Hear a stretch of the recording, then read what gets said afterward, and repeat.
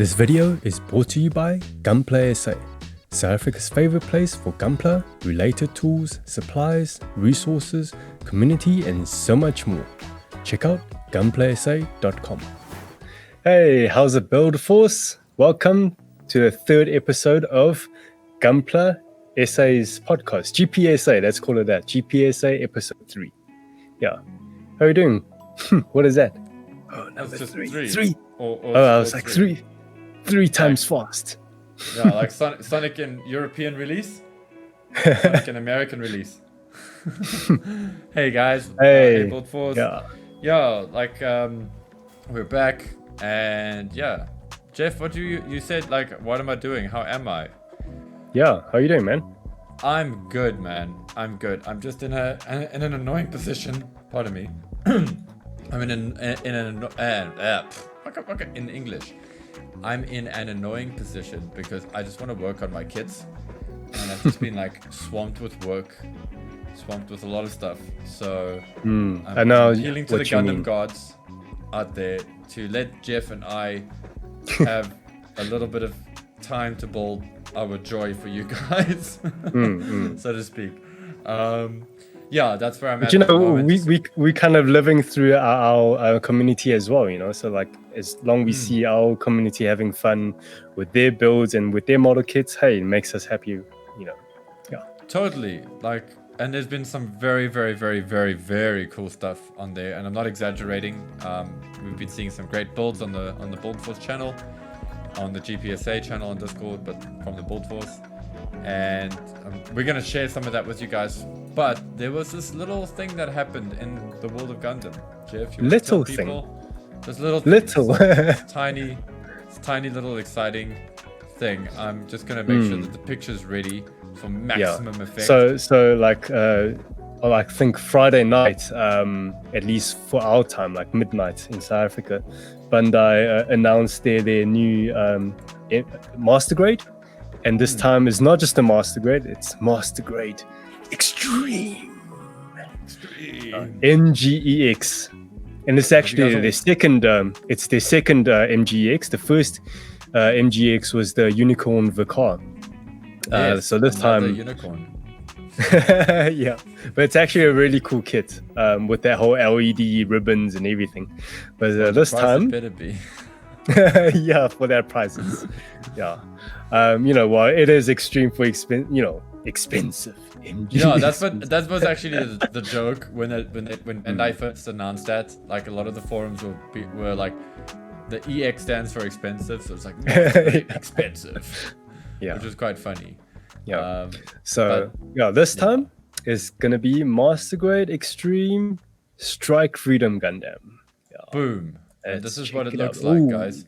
Now you can't see Jeff and I, because shame, we would hate for this kid to compete with our good looks. No.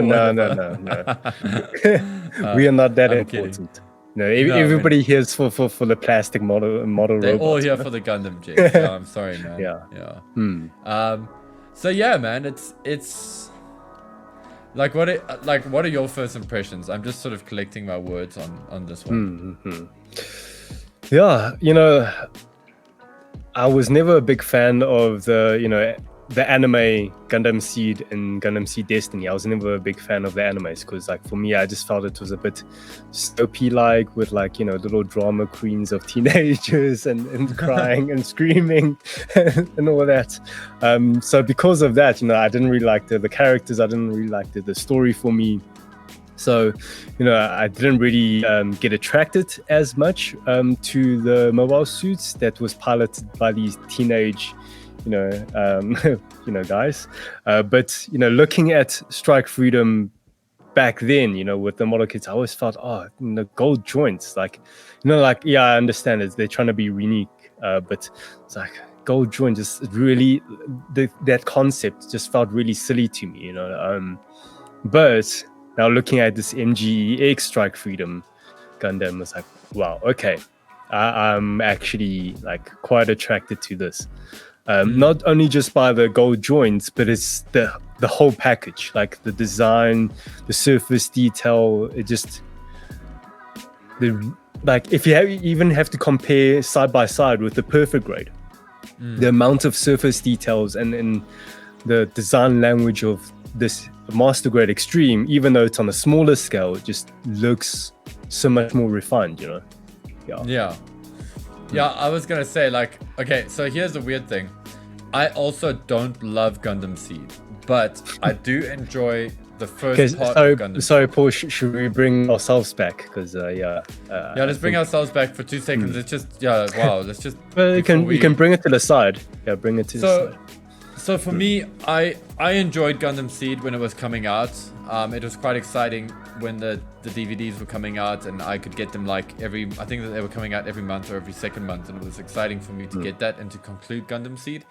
I didn't care much for Destiny. I felt like Destiny had some great bad guys thrown into the mix, like really, really great bad guys, but it kind of felt like they were trying to tell the same story over again. Like, the whole premise of Seed is like, well, we actually concluded Seed of Destiny is like, we concluded Seed with like this decent ending, and it's like, well, you know what, we're just gonna shake things up again and make it happen and whatever. Well, it was very popular, you know.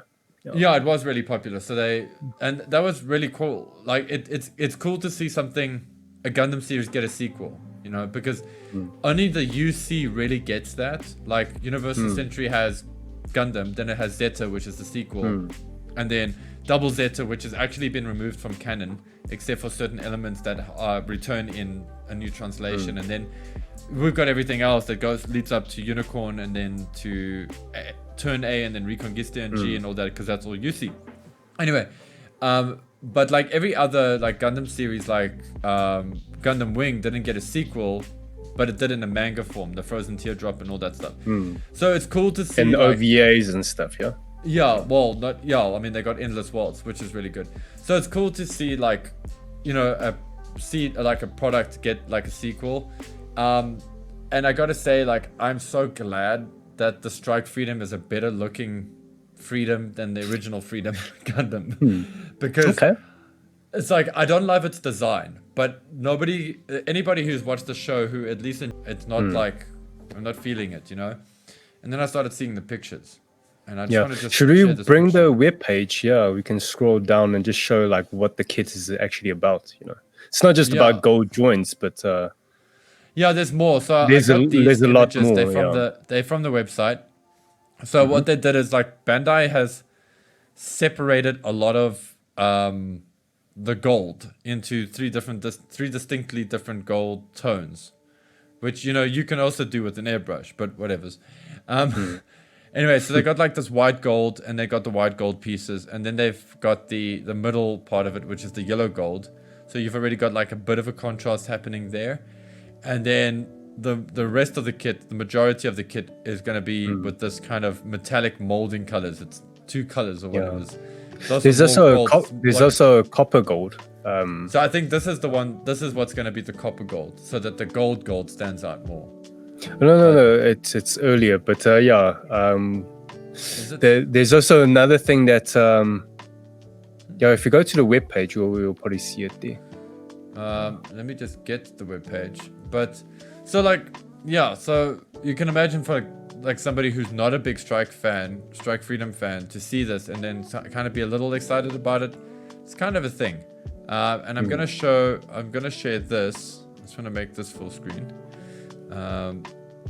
And I'm gonna add it to the stream. Whoa, this picture's in the way. Get out of the way, picture. And it's not just like the gold plating that they do on the kit. I feel like with this MGEX, they took their learnings from the Perfect Grade RX-78 to Unleashed, where that was their first time introducing photo edge stickers. It's basically like adhesive on photo edge parts. Yeah.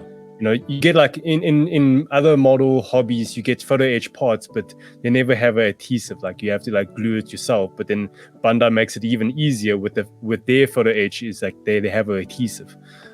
Sticker. It's basically like premium metal sticker basically. So that's another part that adds to the metallic feel, and it's actually real metal, you know. Yeah. So like, they kind of like, the last time I built a kit that had like a gold plating coating was the Hyakushiki version 2.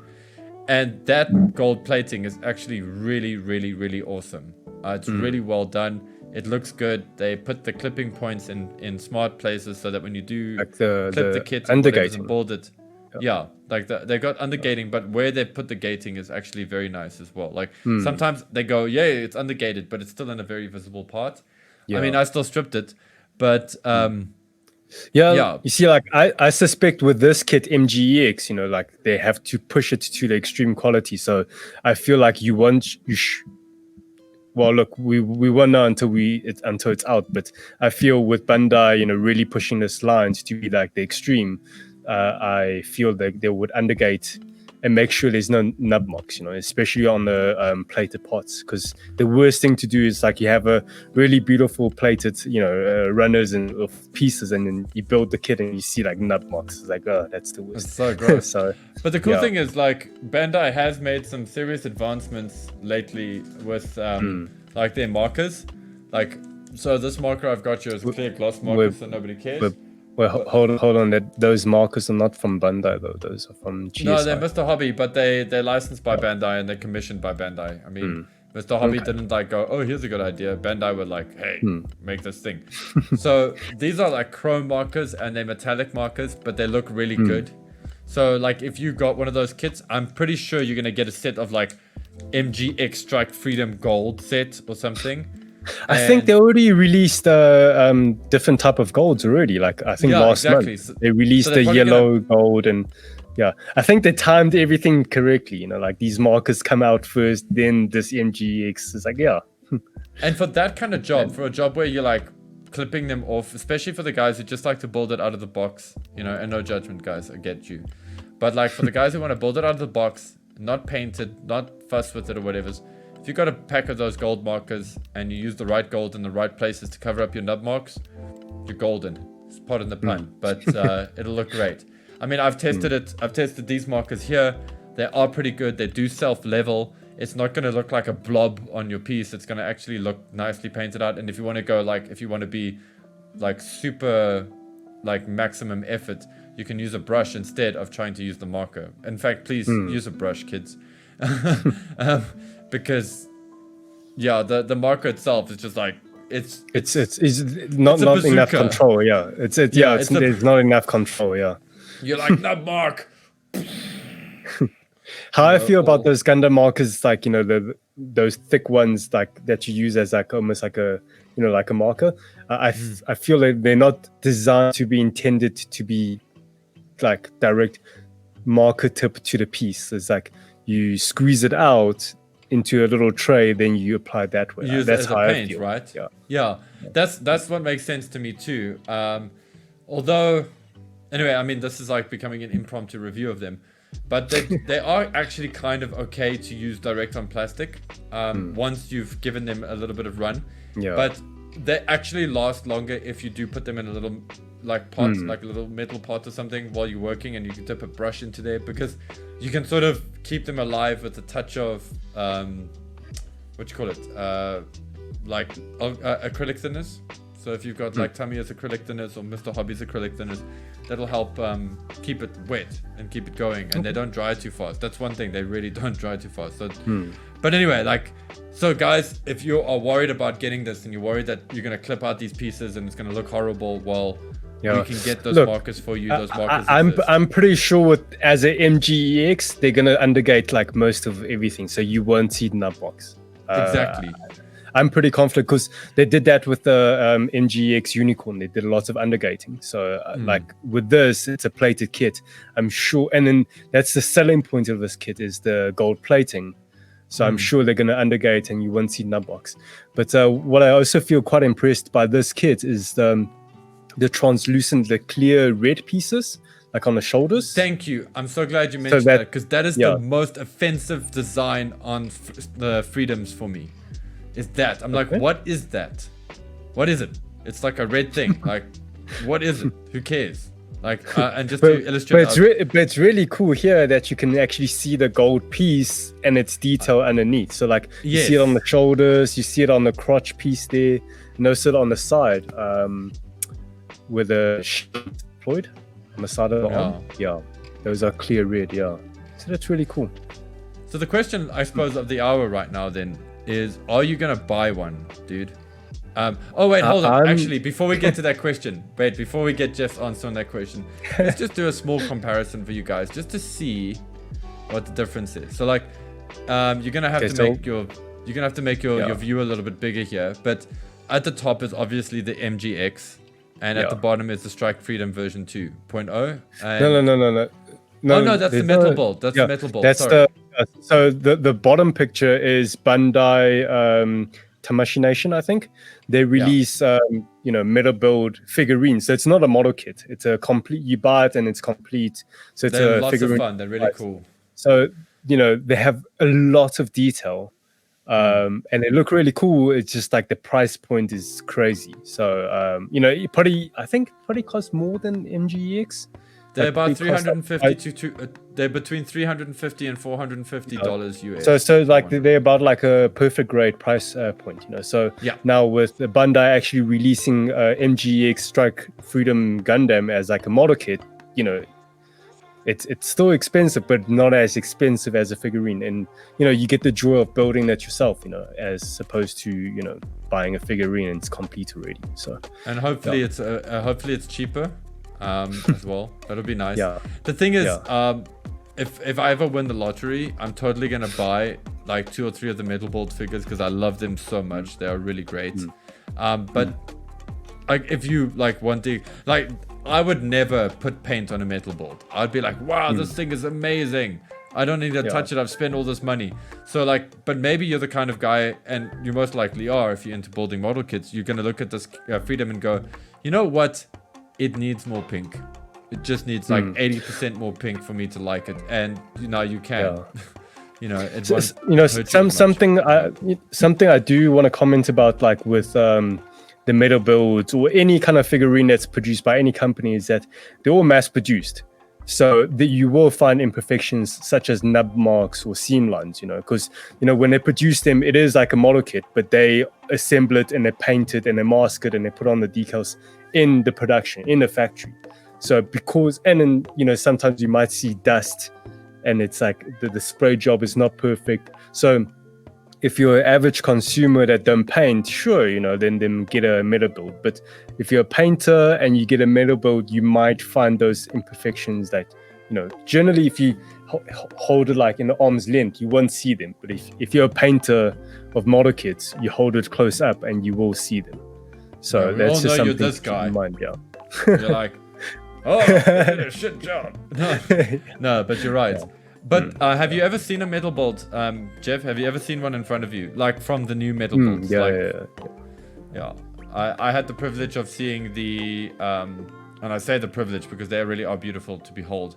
Is the what's it called? The Gundam XS, which is actually one I wanted to buy. I saw it in Midtown Comics in New York, and dude, it just had a funny shape for the box. Otherwise, I would have totally bought it. It's one of my biggest regrets, like collecting regrets, is not buying that because it was actually really well priced. It was like really well priced, and that thing was stunning. The way that it was done, like the paint job, the quality of it was stunning. I didn't see, and I was scrutinizing it because I was deciding whether I wanted to buy it. So I was looking for faults. I was like, yeah, if I find a fault, I'm just gonna be like, yeah, I'm not gonna buy that. Yeah, it's like spray paint. But I couldn't find anything on there. So the quality of them is very high, which brings us back to the model kits. You're gonna get that for hopefully a more reduced price. Because again, you get the joy of building it. So yeah.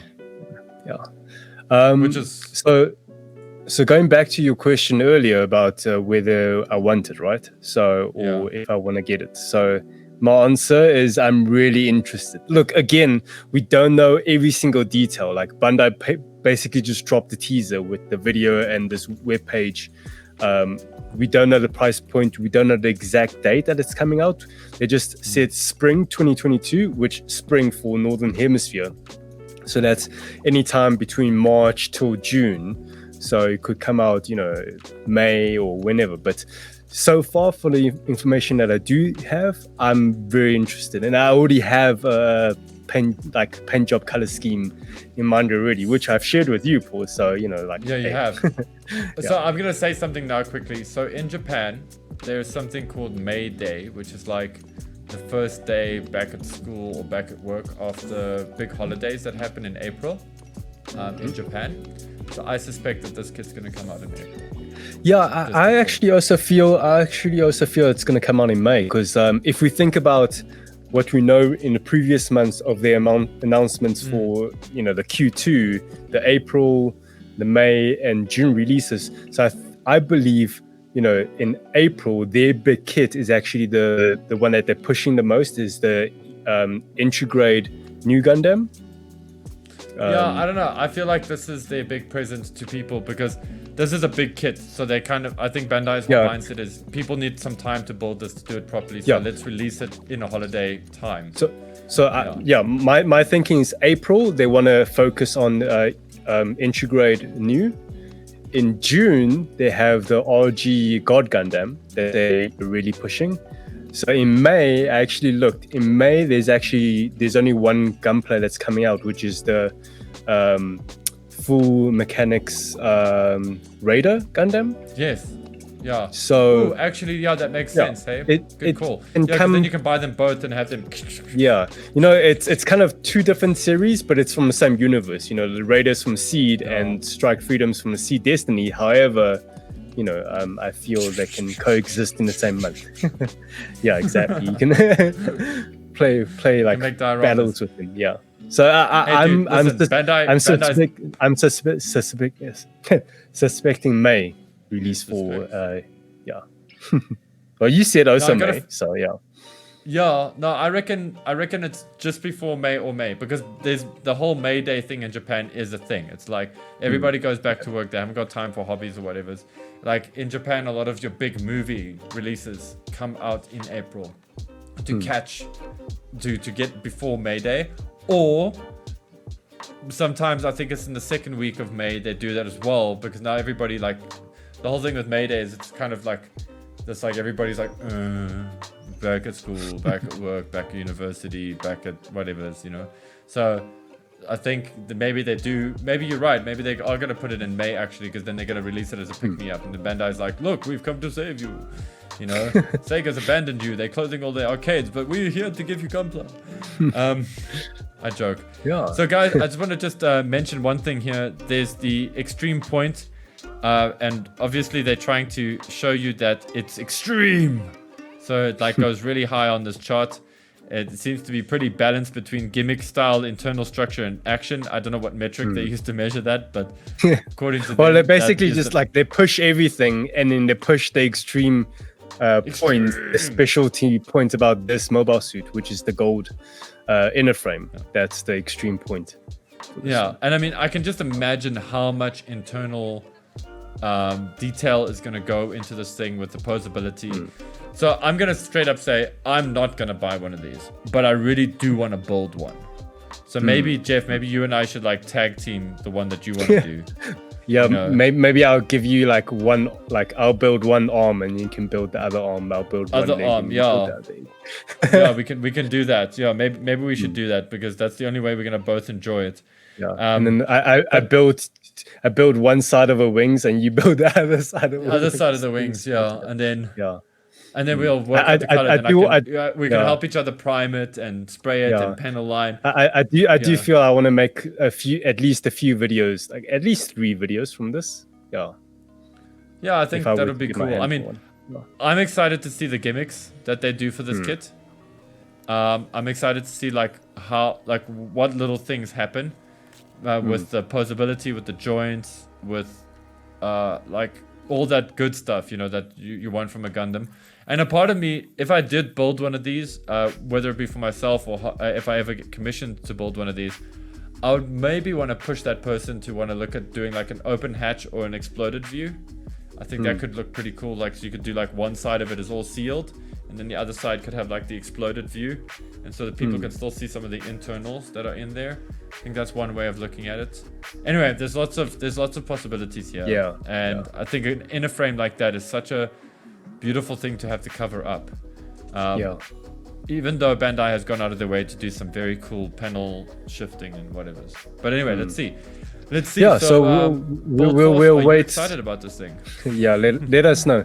So obviously, when more news gets revealed, we'll let everybody know. And when pre-orders becomes available, we'll let you guys know as well. We'll put it on the site. Of course, we'll let you know. Yeah. So that you guys can build one. You can be the coolest Gundam builder on the block or whatever it is. So now that we've gotten past the awesomeness that is the MGX, I shouldn't say expensive. Guys, it's going to be expensive.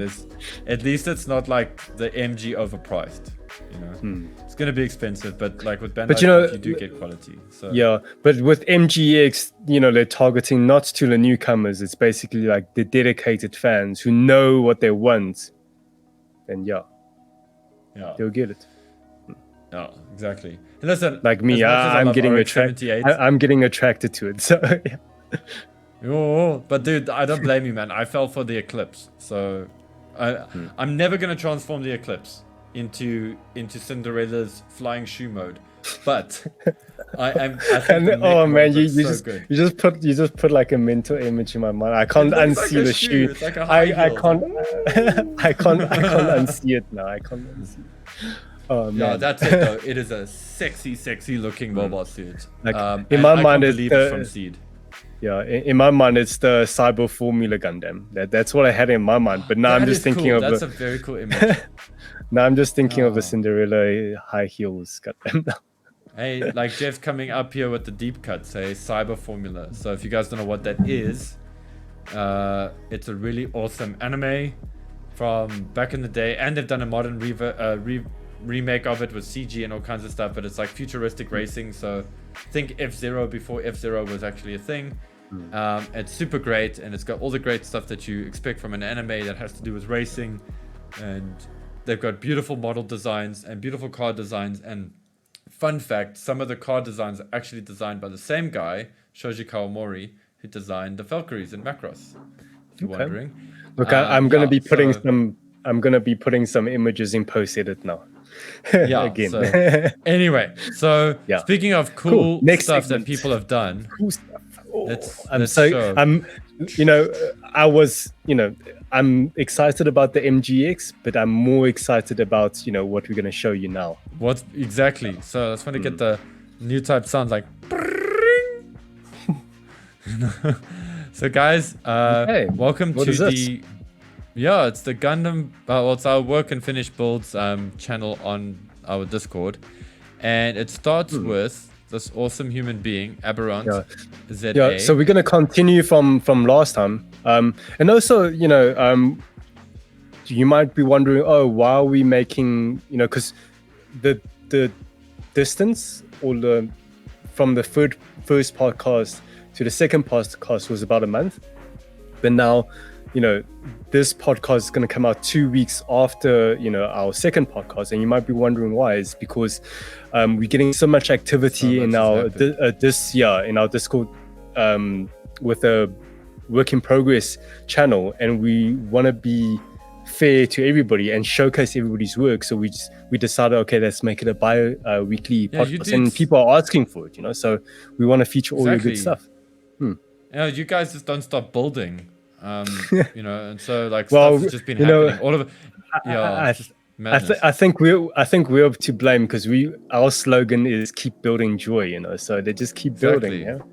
You guys are like machines. Yeah. So we got Aberrant ZA. He has built his Freedom. Yeah, the RG Freedom. Really cool. And if I was ever to buy an RG Freedom for myself, it would be the real grade. I love the separations and the way that it's designed. And he's got a very cool pose here. He's got like a full shooting pose, which is great. And it's well done. I love it when somebody just builds a kit. I don't care if you paint it or not. I couldn't give two willies really. But if you take the time to pose it and make it look cool, it shows that you love it. I admire that. Yeah. You care about it. You built this thing, so you want to put it in these cool poses. So how I feel about after you built your kit and you put in that extra effort to give it a cool pose, not like a limpy, stiff pose, but you put it in a good, really cool pose. It's how I feel is you're putting your builder's spirit into that model kit. Sorry, am I being cheesy?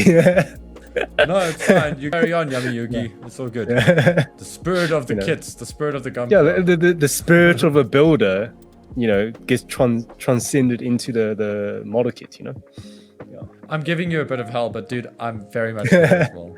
Like, Yeah. I'm Well, so I've seen your poses. Your posing game is like high level there, so you put a lot of spirit into your model. But I also play with a lot of toys, man. So I'm like forever like posing toys and playing with them and whatever's. But thank you, man. But yeah, like the whole thing is, even when you're building it, you're putting in that little bit of extra effort to clean off that nub mark that maybe nobody's gonna see, but you clean it off anyway because and you just like want to put your love into the kit. And the Japanese, they believe in kami, and they believe in kami sort of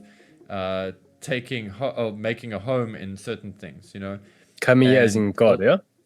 Yeah. Just for those people who don't know. Just the spirit. Yeah, exactly. So the kami, I mean, this is the Japanese belief, and that, when you build something or when you treat something right, you make the kami that live in that very happy, and it's a good thing.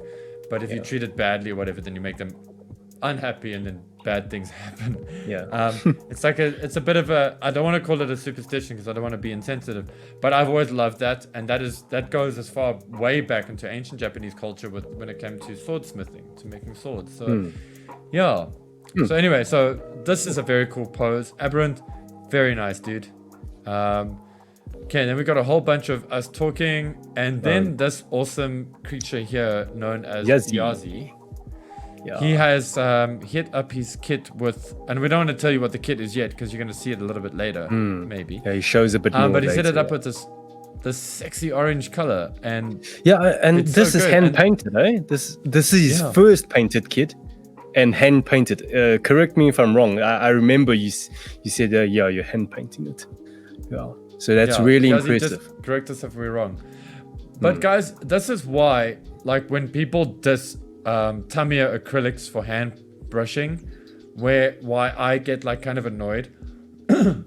I've personally hand painted cars, I've hand painted tanks, I've hand painted jets because I never had an airbrush, and it can be done, and if you're patient, it can be done really well. And Yazi has done a fantastic job here. I've seen somebody hand paint a Sasabi before, and they got similar results to what Yazi got here, and it can be done. I've also hand painted a few kits. The trick is to make sure you thin your paint. Like, thinning more is better than thinning less. So even if it's too thin, that's still fine. You can at least add more paint to it, or just leave it thin as is. And then the trick is to like dabble the paint onto the piece, paint it quick, and you just leave it. Don't agitate it. Don't go back and let it level. Fiddle with the brush. Let it level. Let it cure. Wait a good time. Then you go back with the second coat and build it up in layers. And like every time you go back with another coat of paint, again, don't agitate it. You put the paint down. Let it pool. Let it evaporate, cure, and all that. Then you come back for more and more. And then that way you get a nice finish. It's all about patience. It's about patience. Exactly. It's patience, not being in a rush. Guys, remember at the end of the day, you're buying a model kit. Sometimes these kits are the same price as like a video game. And when you play a standard video game, a standard AAA game is hopefully anything between 20 and like 60 hours, maybe more. And why not spend that same amount of time and love on your kit? You know what I mean? Yeah. Taking your time, painting it, really making it special. I'm not saying that time is always going to equal the best result, but paint takes time to dry. Yeah. Just think of it as, it's like, don't treat it as like a fast food or a race. Yes. Treat it like a feast or a journey, a marathon. Take your time with it. Exactly, man. And and then just another great shot here from Aberrant of his freedom. I nearly called it a strike freedom. In the very classic, the classic freedom pose, which you usually see on the posters or the classic seed pose, because like the strike does it, and they all do it. Looks cool. Yeah. Looks cool. So it does look cool. It's a cool pose. It's iconic. It's iconic. Yeah. And guys, that's also just something to take note of, please. Like, if you don't know how to pose your kits, try to pose it the best you can, as close you can to what you see on the box, and you will be like 80% of the way there. Just copy in the beginning. Yeah, that's really cool. Like an artist. Yeah. So this there's is a fun. Barbie right there. So this is coming from Spoop Lord. I love that name. Yeah, I'm really impressed by her. You know, this is her first kit. Yeah. Well, no. Well, she's a newcomer to building model kits, and her previous 2 model kits was Pokemon Pokeplus, which was super easy. You don't need any nippers. You just push them out with your fingers and you snap them. And then they're big pieces, and then there's like 20 pieces. Yeah, 20 pieces all together in one kit. And now from a really easy kit, she jumped all the way to master grade. You know, she skipped high grade. Actually, sometimes I feel real grade's actually more technical than master grade because that's how small I agree. But to jump all the way to master grade is like, wow, okay. But yeah, she's doing an amazing job so far. Yeah, and it's cool. It's cool that it's like pretty much one of her first kits. It's her first master grade, and yeah, she's like really enjoying it, and it's looking good. You know, I'm not seeing any like rookie mistakes or anything. I mean, I'm pretty sure, I don't know about you, Jeff, but I know my first master grade, I had to take things apart sometimes. I still do that to these man. Yeah, I still do that. Ebola Zaire. Also a master grade Barbatos. Barbie, yeah. Yeah. And he's doing some here, he's doing some detailed painting. So he's not doing a full paint job, but he's painting the pistons like with the red and white. Yeah, so that's really cool. It enhances certain details, you know. Yeah. I'm gonna be this guy because I'm only actually really spotting this now, and I'm not doing this to be like funny or anything. And correct me if I'm wrong. And this is not me. I'm not trying to pull you out. I'm actually trying to help. But I see that you have done red paint over the gray parts, right? And you're going to get good results if you do more and more coats of red. You're going to eventually get there. But what would make your life a little bit easier going forward, at the very least, is just doing a coat of white first. Like maybe painting that whole piece white first, then do the red over it so that the red has more oomph, more vibrance. Power. Yeah. If you want to get even super technical, you can paint it pink. You can paint it white, then pink, then red. But that's me. But this is just something. I mean, please, I don't want to like mess up your flow. I'm pretty sure as I see pictures later on, I'm sure you've done 2 or 3 more coats. This is just early days because I don't know why I'm only spotting this now because I've seen this later on and it looks good. So yeah, this is just like a helpful hint for anybody out there, guys. So not trying to pull anybody out and beat them out in the streets. Dr. Nenji-Stein. Is this his build, or I think he's sharing somebody else's build, but he's talking about. Then I don't want to see it. No. It's relevant to the photos later because he says it's a modification to the legs to be able to stand up more straight. So if you go lower to see his photos of his Byakuchi. Yeah, you see, he also did. So he did that same mod as well to straighten the leg. Again, I don't know what you've done in the mod. Maybe it's clipping some of the parts on the inside just so that the leg can straighten a bit more. Yeah, well, that's cool. If you can drop in a comment what you did, it'll be great. Yeah, that'll be. Great. He did make a comment that he modded the legs to be more posable, that you can straighten out even more. Yeah, these kits, I really love the design on these, just because they're so different from what we normally used to seeing. It's refreshing. They kind of got like they got a bit of a real world appeal to them. It's a pity that the anime is not doing that well, so we may not see more of them. Or I say it's not doing well. Look, I don't season like 2 is coming out in April, so we'll see what happens. Okay. But look, like the model kit looks really awesome, so hey.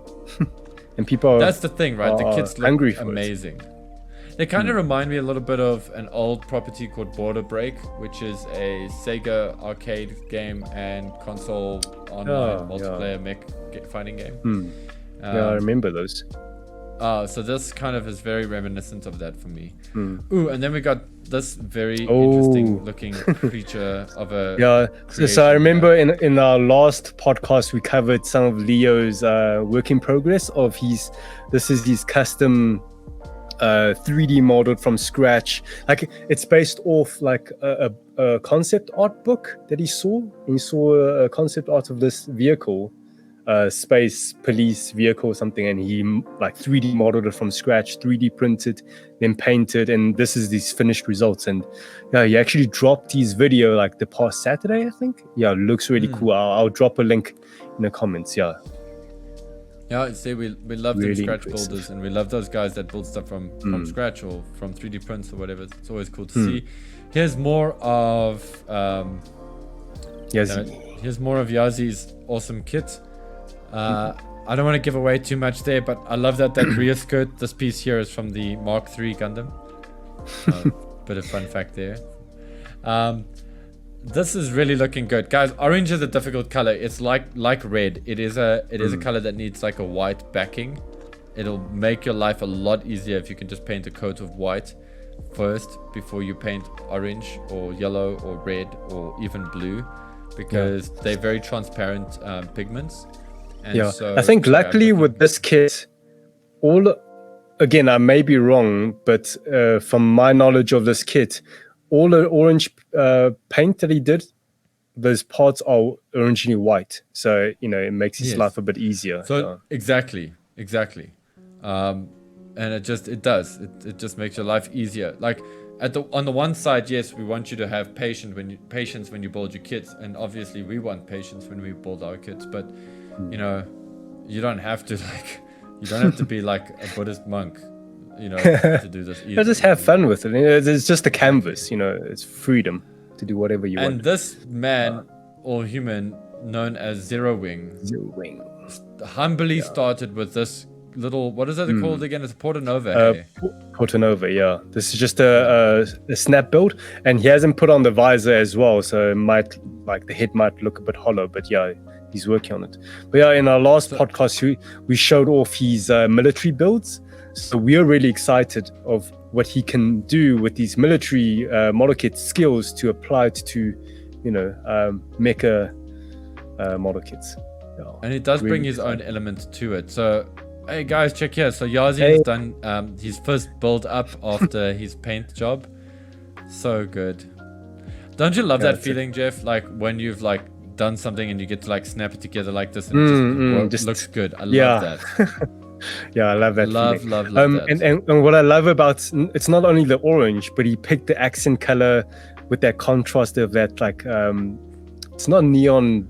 It's how would you call it? Bubble gum green blue. That blue. It's like a teal, kind of a bright teal, teal, yes, or sky blue kind of color. Yeah, I love it. And that's the great thing. It really pops. Complementaries. It really pops. Yeah. But it's also tastefully used. I mean. Yes, exactly. That's exactly a little bit of it's like 5% of the complementary color in there just to So when you pick an accent color, it's supposed to be accent, so you don't want to overuse it. So here he only used it on the chest and that V-fin block, and that just it draws your eye into the focal point so well. Also, well done. I think it's definitely worth mentioning here. If you look at the bottom, you look at his what he uses to hold these parts. Yeah, there we go, guys. That is what you do with your shipping boxes. If you want to save the environment and you don't want to add more cardboard and whatever's to landfills, or you're too lazy to take it to the recycling bin, cut it up into strips like this, put it in an old model kit box, and there you have your stand. Otherwise, you can just be cheeky like me and buy a cat scratcher, but whatever. Yeah, so same thing. Lots of people get cat scratchers. I personally feel like the cat scratchers holes are sometimes a bit big.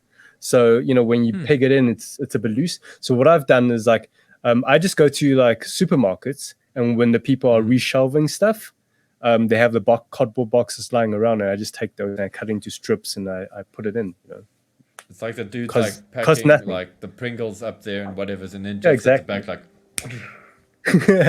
Well, I do ask nicely to say, hey, can I take these off you? Yeah, he asks nicely. He's all like, speak. You can take the boxes. CQC. Yeah, exactly. Oh, cool. Guys, So, so if you see yeah. a box moving around in a shopping center, it's either Solid Snake or Jeff. So Yeah.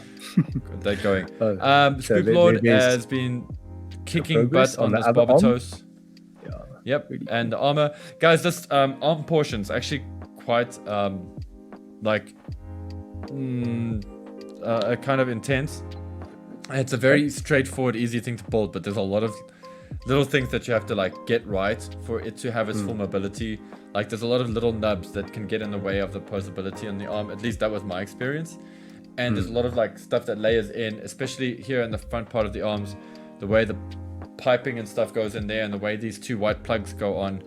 You know that you know there's one that's specifically for the back and then for the front of the wrist, and you can actually switch them around. And yeah, so this is done correctly, which is cool to see. It's a very subtle like thing, but yeah nice. So Very it nice. really goes to show that Bandai's manual is really well laid out, and also their model kit designs is that, you know, for her first Gunpla, she's able to build a master grade. So that's really impressive, you know. And it's coming together. Torso. It's like Barbatos like, I want my legs. Make me stand. Make me stand, human. And I also love that that she's building it in the box, so she's not going to lose any pieces. That's a clever builder right there. Yeah. Infinite Justice, no, not Infinite Justice. Yes, Infinite Justice. Yeah, it's Infinite, but this is an old one. Yeah, it's still a cool kit. Like I believe Loud Lungs. This is Loud Lungs, and he's gonna be building this or doing something with it on his show. Jeff, I think you know more. Yeah. So he said like he's gonna start painting, but he's gonna use like this old kit as his like testing bed to get experience. You know, because you never want to kind of ruin a precious kit, right? So you know he's chosen an old kit. Not saying it's not precious, but like you know, it's a little bit more expendable. Yeah. Like sometimes talk about your backlog. He's slotted it in that space there. This is going to be for painting. Yeah, because like this is something I feel I want to share. It's like when people want to start painting and then they have this expensive kit, then you feel really intimidated not to mess up. That almost like limits you. You know, it cages you in. Whereas if you take a kit that's like cheap or relatively cheaper or not as cool or whatever, and then you won't feel as intimidated to just, you know, free yourself and just, you know, make mistakes, whatever. Because the best way to learn is you learn from mistakes. You have to learn from first-hand experience. You know, you can soak up as a sponge as much of YouTube channels out there or articles out there, or learn from other people. But you know, ultimately, you really have to learn from first-hand experience. And using a kit that's less precious, or that you're, you know, less precious about, you know, frees your expression. Yeah, so for me, I used to buy the BB Senshi, the SD kits, because they're quite cheap. I'm talking about a few years back, they were really cheap. But then again, these are kits that were like released in the early 90s and 80s. So Bandai does sell them for like $20 or $30. This is rands. Our currency, it's like about $1 or $2. And those would be great because you could just pop them together and you can like hit them with an airbrush, or you can test your primers or your gloss coats or your decal skills or whatever on that. And that was a really great thing for that. So yeah, there's always options. There's always things to look into.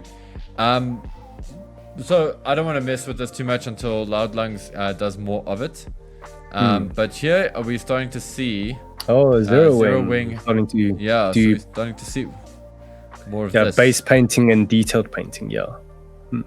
So I think it's very fair to say that there's like a bit of I want to say a little bit of Warhammer coming through. And when I say Warhammer, I don't mean like, I don't feel like any of this is borrowed from Warhammer, but there's like, he does like a lot of hand brushing, and he likes to hand brush detail because it has this like cool, like sort of like guys did it on the field kind of feeling to it. At least that's the impression I get. Yeah. I like he added he hand painted that Chinese character for sand. Yeah. Which is cool. This is really super rad though. Because that is a lot of painting happening there. Because like when you build this kit, that whole gun is just one solid gray color. So for him to like paint the different yellows, the white stripe, that copper kind of color. And he also added a red wire. He started to do light customization on top of it. That's great. Yeah. And that's the fun thing about these. The whole 30 minutes missions line is open for customization. So it's really awesome. Here's a bit of a blast from the past. That's like from a 90s kit, isn't it? Dude, that is so like I've got a Japanese I've got a model catalog from Hong Kong from 1992, and these kits are being advertised in that catalog. So that's how old these are. It's pretty super rare. Like if I have this kit, I'll just keep it in like pristine condition, like like those guys who buy figures and just keep it in the box. I'll probably do something similar to this kit. Like I would just don't touch it, don't even breathe on it. Keep it closed in. I've heard of those guys. They do that. Although this is destined to be open, so but yes.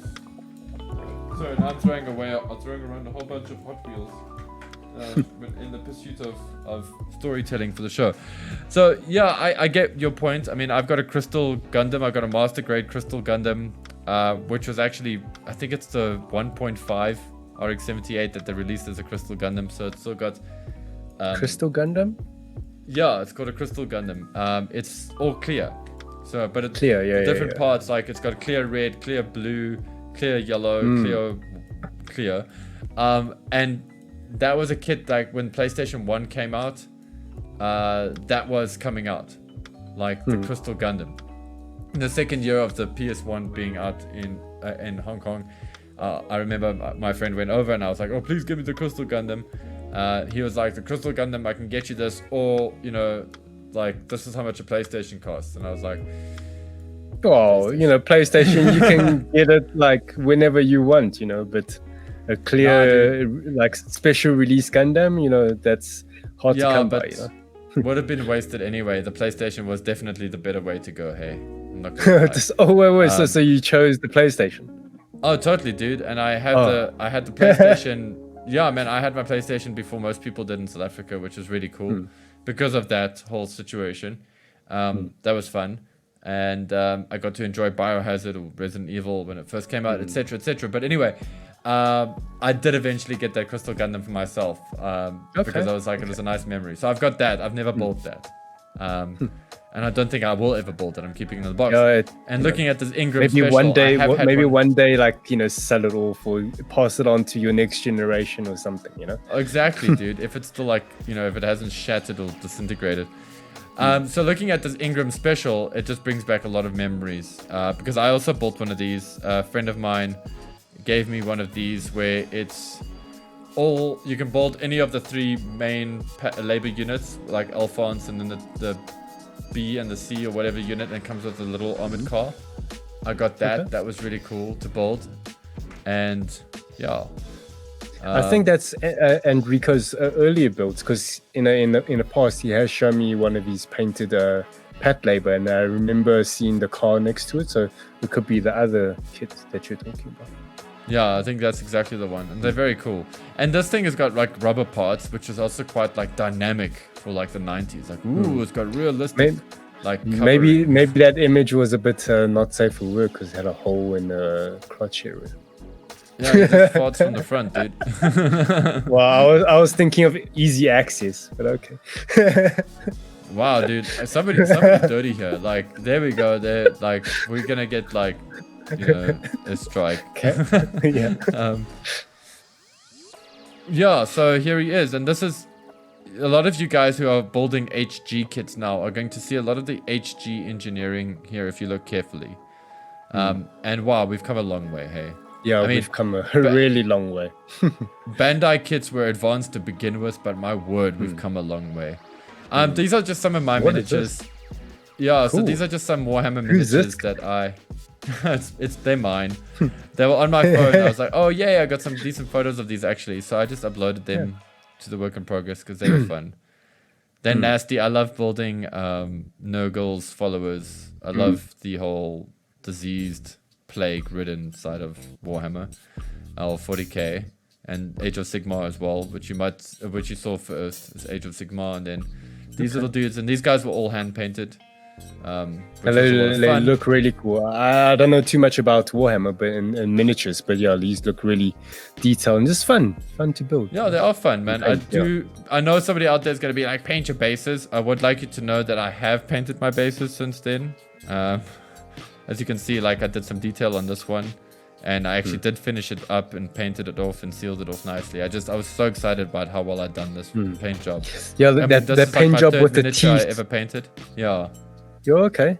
Yeah, the paint job that you've done on the teeth and the gums looks really like gross. Yeah, on point. No. It looks really like looks like a CG render from a game, you know. Oh, thank you, man. That is very nice to hear. And then it's just another one of those damn plague marines. They're just everywhere. Just these guys remind me of those the corrupt marines from StarCraft. Yeah, so funny story because you do know that StarCraft borrowed a lot from Warhammer, right? Like, I don't know. Yeah, so the Terran Space Marines and the Zergling, the Zerg and all that stuff, it's all based on Warhammer lore stuff. It's just them making it, gamifying it, and making it fun. This is a GM guard that I did as a commission, well, as a gift for a friend of mine in England, a fellow model builder. And I did it up in sort of like SA NDF colors and whatever, because I wanted it to, because he's a big fan of SA military vehicles. And that's why I did it like this. And I've done quite a lot of mods to this, actually. It's very like sort of under the hood. And I would like to use this opportunity to discuss some of what I did here quickly. I added some bits here that weren't there originally. Plot plates, so I added bits, little bits of plot plate. I extended the skirts here on the waist. It doesn't look it, but I've actually made them extended so that they have more movement and that they don't scratch against the legs too much, because they were too close. I extended these front bits here on the skirts. I made them come out way more so that you could actually move the skirt like this. The problem with this kit is that these skirts, because of this funny design here, it prevents movement. So I did a lot of bulking up in there. Did some plot plating in there. I did in here the camera. I actually that's not a part of the kit. I actually built that. I cut that off from the visor sprue. I shaved it off and glossed it and put it in there. And then obviously the usual weathering and scratch building and stuff. And then there was something else I did to this kit. Here on the shoulder bits here, the boosters on the side vents. I did actually just extend them, but like very, very little, just enough for them to pop out just a little bit more, because I felt that their proportion was a bit too flat. So that was one of the things that I did. There was a few of the things I did for this kit.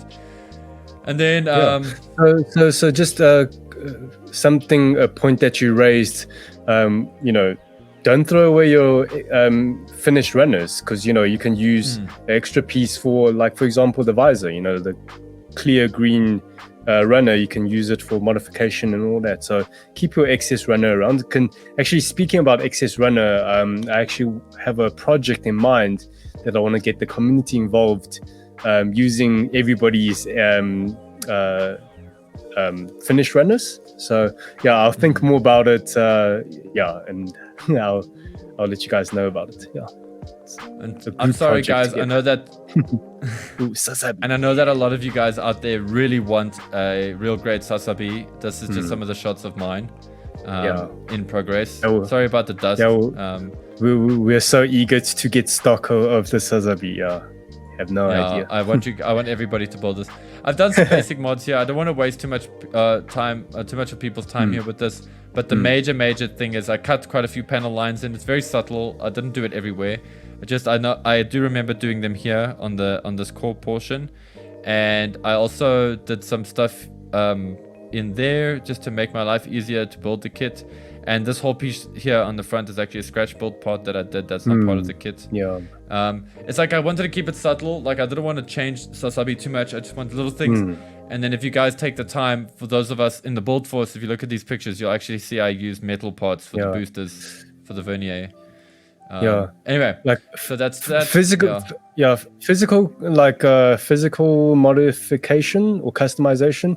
It's a tricky thing. It's all about when to stop.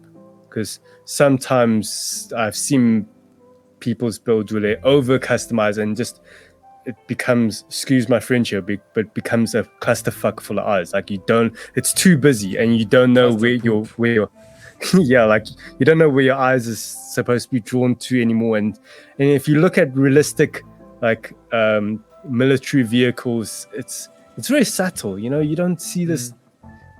Yeah, again, it's up to the builder's intention whether you want to just customize for the sake of your creative freedom, or you want to customize to still make it believable in the real world. It's up to you. But me personally, I like customization with constraints. Like you understand the model kit and you don't go too crazy with it. Yeah, that's how I personally feel about modification. I also feel like modifications can be a serious backlog trap. Like if you want to mod a kit, like you've seen somebody else's build and you're like, oh, I want to cut my panel lines and do everything like that. That can be a thing that can actually prohibit you from finishing a kit because you're too busy trying to make it like somebody else's, which, listen, has its merits because you're learning. Okay, and that's good, and you can copy that formula and you can get your skills up. But when you like make a mess up, you're going to learn how to clean it, and then sometimes all of that can just actually make it like overwhelming. And that's why also just like little bits. So like if you want to try panel scribing, don't go and panel scribe or do panel line scribing on the whole kit. Find one or two places where you feel that it's safe for you to try it out, take that as you win, finish your kit, move on, use that new knowledge on the new kit that you're bringing in, maybe do 2 panel line scribe bits on there, and then maybe try, I don't know, a leg extension or something. And just see where it makes sense, like stand back and just take a moment, think about it. Oh, does it look good there? Draw in, pencil it in first, think about it. Yeah, before you just like go and add too much.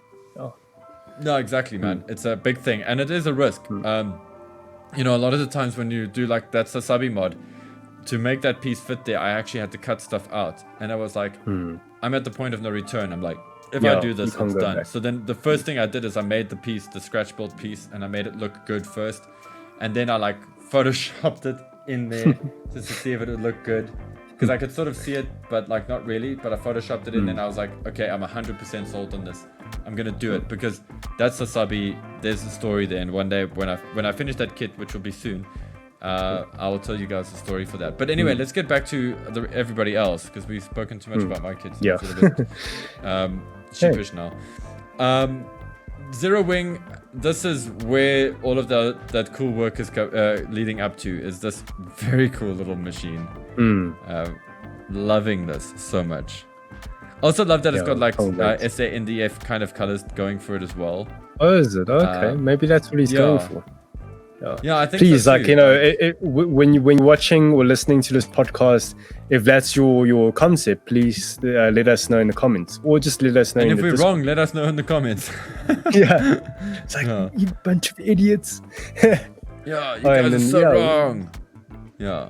I see Dean's got some Pokemon kits there as well, and also that Dean guy. Hey Dean. This is like boyfriend of the year. Like he bought these for his girlfriend for Valentine's Day. Yeah, he's super cool. Like, but Dean is super cool. Yeah. Like model kits is perfect for everybody. Yeah, exactly. That's the nice thing, It's like the only thing is if you want to build it or if you don't want to build it. That's what it comes down to. Some interesting things happening in this little section here. I also love this as a parts holder. This is for flowers when you buy plants. The pots. Yeah, I actually messaged him like when I first saw this, like not this image, but before he posted the image of these pieces holder, and I said like, wait, are those upside down pots? It's like I've never seen that before, so it's really creative. Yeah. Yeah, it's very intuitive, or very there's a lot of ingenuity there. I appreciate that. Because in South Africa, when you build kits, sometimes you have to be a bit ghetto. This is something I was very excited about seeing. Luke with his Tachikoma.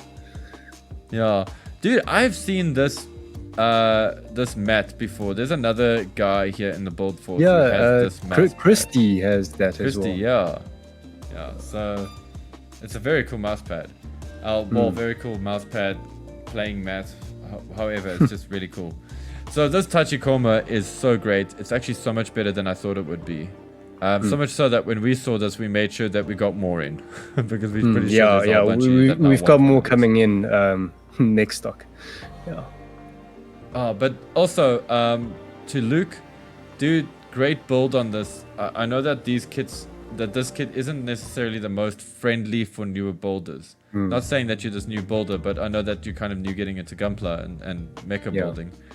And this was nice, very cool. Like, yeah, because Bandai's engineering is they put the users first. You know, they try to make it as easy as possible for the end user, whereas other companies they don't really care as much. You know, I think that Tachikoma is a wave kit. Am I correct? Yeah, I think it is. Yeah. Yes, you are. Wave. Yeah, that's right. And then here's Ebola Zaire with his Nobel Gundam. Sailor Moon Gundam. Sailor Moon. This is so great. Like, I've also built one of these, and I love this kit. I really want an RG of this character. I don't want to spoil anything for anybody, but let's just say that, yes, it does look like a cute Sailor Moon kind of kit, but there is a side to this design that is quite insane. Well, the HG... to find out more. With this mobile suit, or the Gundam, there's two high-grade model kits of this. Like, there's this mode, and there's the other mode. Yeah. Exactly. Enough said. So watch the anime and you'll find out what the other mode is. And it's a pretty popular kit. It's very seldom that you will find it in stock.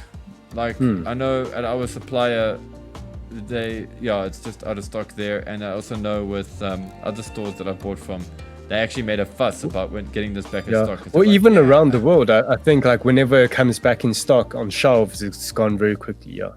They make a fuss, because it's very unique. Well, like and there's no other Sailor Moon styled Gundam, so that's the only one. So it goes very quick. Yeah, and I think I think Nobel Gundam was the only feminine form mobile suit for the longest time until recently with Gundam Build Divers. In terms of Gundam, I think so. Yeah. Here we go. I'm with these RG new. Yeah, nice pose with the action base there, you know. Very, very cool. Very cool. Got some more Warhammer stuff, some 40k going down here from Dr. Ninjestein, who apparently just builds everything. He's like me. Plastic crack. I think with these pictures he's showing like painted. With these pictures he's showing like what you can do just with dry brushing. Just to enhance the edges, you know. Dry brushing is actually a very, very good technique. There was a time when people like scoffed at it. They were like, dry brushing, but like whatever's dude.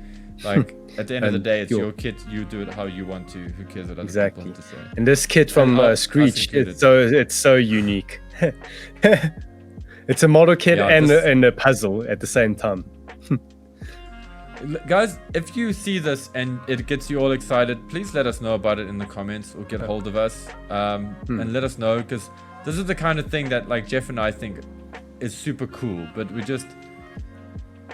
think it's cool, but that doesn't mean like we think everybody's gonna love it, you know, because it's a very unique thing. So Screech, the fact that you got this, I was like, go you Yu-Gi-Oh fans represent. He had a trip to the UK and he saw this at the hobby store, and it's like he picked it up. And then Dean's got this great core fighter from Mark G3, the G3 Gundam. I remember when he got that. Looking at you, Dean. The version 2.0. And I think he saw. I think he messaged in the group saying he's gonna paint it or something, right? Did you say you're gonna paint it? Do it as he wants to do a custom paint job on it. Nice. Do it. Come on, do it now. Do it. This is just me showing off the R-Type and Gradius kits. Here's Screech. Finally, dude, congratulations, Screech, on all of the stickers. Because and then he also bought an action base and put it into a cool aerial action pose. And then behind is these One Punch Man. I was gonna say, if anybody was wondering what he reads, well, clearly it's One Punch Man. All of it, just at the same time. Just Here's Yazi with some before and after. So this is what that Gundam unit looks like before. I think with it's its called color a scheme. Santum? Tertium, I think it is. Tertium. Okay, yeah, sorry. Yeah.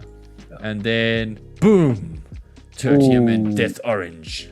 It's not finished. It's great progress, but it's not finished yet. Huh? You said you're still gonna panelize. Yeah, so looking still wants to forward panelize. to it. Yeah, But this so is so cool. awesome.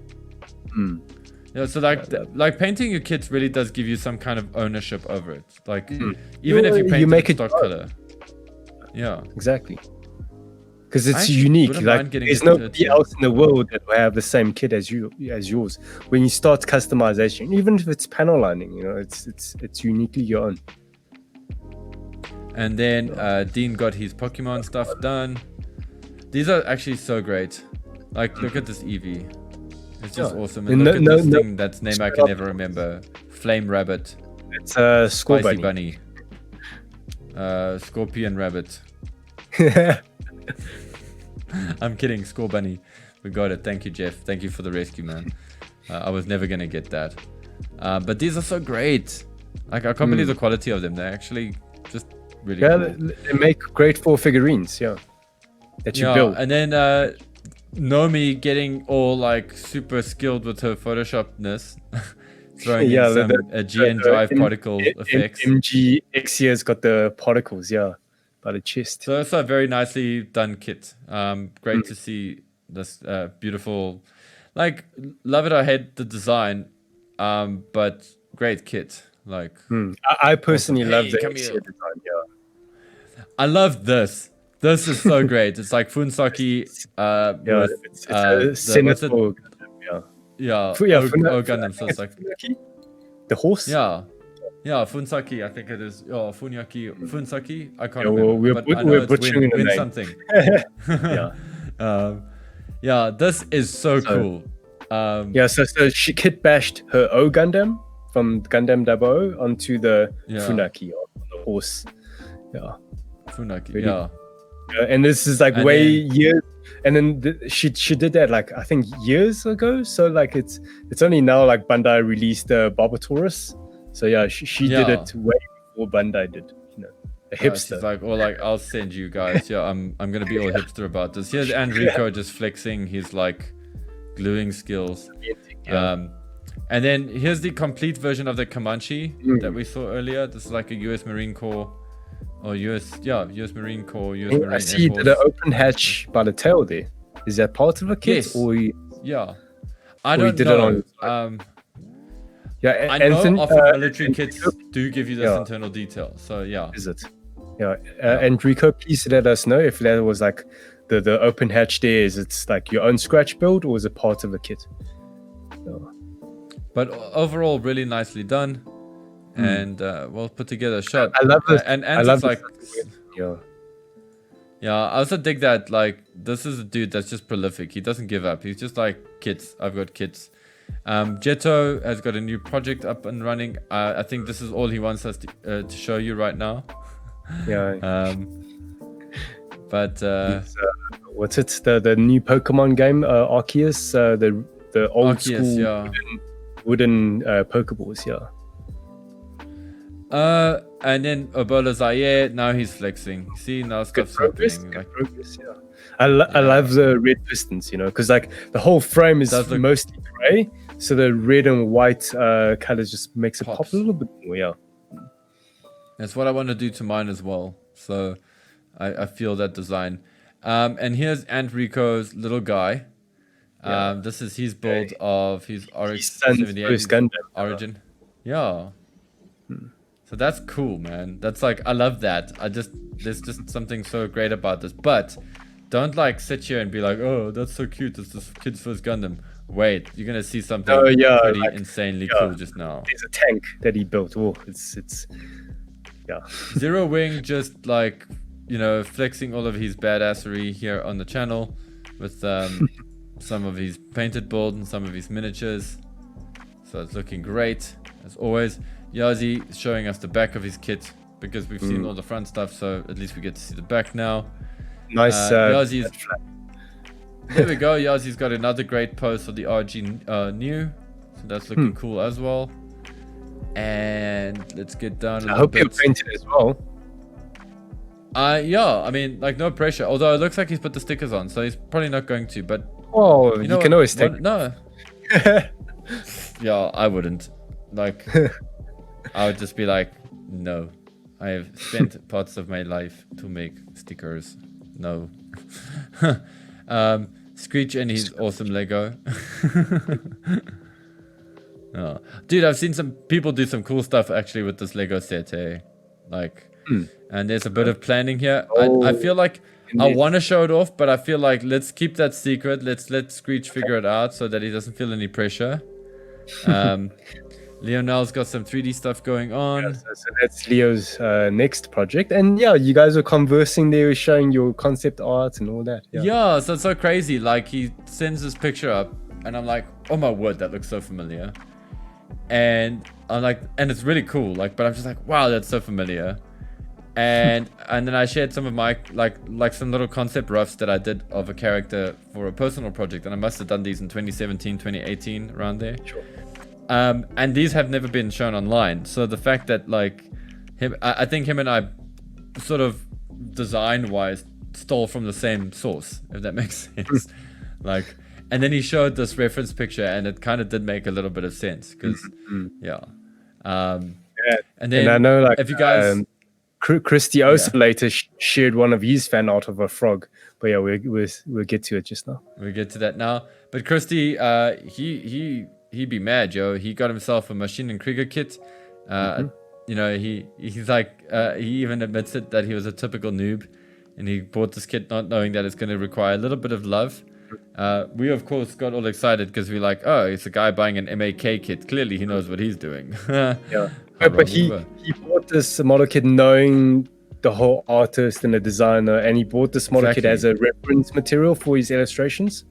So yeah, great amount of detail there. Yeah, Yokuyama. I don't know why I couldn't pronounce that properly now. And I hope one day you'll want to like tackle some painting or fixing the seam lines if you want and all that. Yeah. And that's what's so nice about Machine and Krieger stuff, dude, because you can do that. Even after you've built it like this, you can still go and do that. It lends itself to that, you know. So I'm saving those for Instagram. Belazaye's got some Nobel going on. We actually posted his raccoon as one of our Instagram posts. So yeah, like in our next few days of Instagrams, we'll post other people's work in progress as well. And yeah, this is his little frog. Really cute. Very cool, man. Dig it. And then some color progress. Now this is insanely cool, and this was done by that same cool little dude who bought his first Gundam kit. If I didn't say that this was his first tank, you wouldn't think so. It's actually pretty impressive. Like, nice one, guy. I feel, you know, in future, if he gets into Gunpla and if he gets into like competitions and entering for GBWC, I hope you'll bring the trophy back to South Africa one day, little guy. Oh, like, why not? You know, that would be 10 years time, eh? And then we got some more. Just a little bit closer. I can't believe this is his first tank. There's so much nice subtle weathering and there's really a lot of yummy detail here. It's just so cool. So yeah, like, love it. Great to see somebody that young in the hobby. You know, because obviously, you know, great dad Enrico, you know, teaching your son. But then also teaching enough and then just letting go and letting him explore and learn on his own, you know? Exactly, man. And then we got Dr. Nenji Stein's Frankenstein-esque monster here. Just adding a which tail. Is actually coming along. Yeah. And the base is using a 30 minutes mission skid as the base. Yeah, looks like the marine type, I think it was. And then just all this other mad stuff that's just coming together. So you. All military model kits has the kit bashing parts to it. Really cool. And then I think we're coming to the last few little bits of our build. Sorry, I just wanted to skip through past those. Yeah, we're almost at the end. Do you have audio captured? What do you mean audio captured? Like if we play a video, like a short clip, would it capture the video, audio? No, it won't. No, it Oh, won't. okay. But it's so funny. Like there was a Twitch clip of Screech, and he's building his RG Zigog, and I was in his stream, and he was like building the RG Zigog's legs, and you saw in the manual, it was like, oh, I gotta put on a sticker now, and I said to him like, wait. Like I just typed in the chat, I was like, wait, you don't need to put on a sticker. You're planning to paint it, right? And then he didn't read the message yet, but then like he had a moment of silence. Like, he was like thinking, like processing. It's like, wait a minute. Wait, I don't need to put on stickers anymore. I'm painting. What the hell? It's like, yeah, fuck. If the stickers. And it's like, he was so happy about Hopefully it. we won't end up losing the sticker 3 times. Because it's as funny as it is, wait, yeah, you wait, why am I putting on stickers? Why am I putting on stickers? Let's go, I don't have to put on stickers, I'm painting! Let's go! There's stickers! Wait, if you're gonna paint F the stickers, yes! Jeff reconfirms my suspicions! Fuck the stickers! Let's go!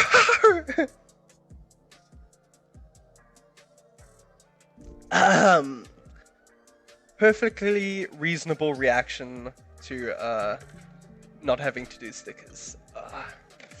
Yeah, the stickers, they can be quite controversial. Like some guys are fine with them. I don't like stickers. I actually prefer water slides. I personally actually find it easier. Yeah. But dude, Zero Wings. Yeah. Yeah.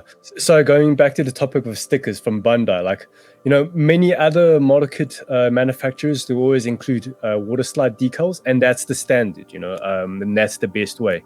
But I do understand Bandai's approach with including stickers rather than water slide decals in most of their kits, not all, most of their kits with stickers, is that they're trying to cater the audience to be newcomer friendly or beginner friendly, that you don't need to be intimidated by water slide decals. You know, like any kid or newcomer can apply the stickers very easily.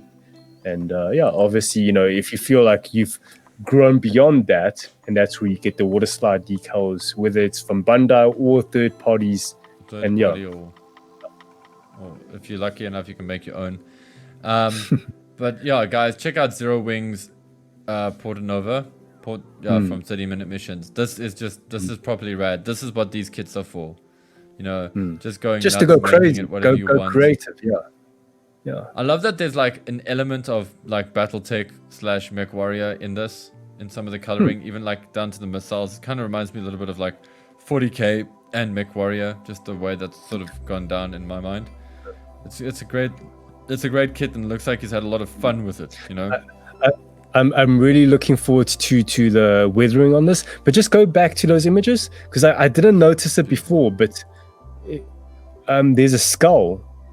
I don't know if it's a decal on the forearm there. I don't know if it's hand painted or okay, right, okay. Yeah, because but it's still like cool. I was thinking like if he hand painted that, it's like, wow, dude, that's really impressive.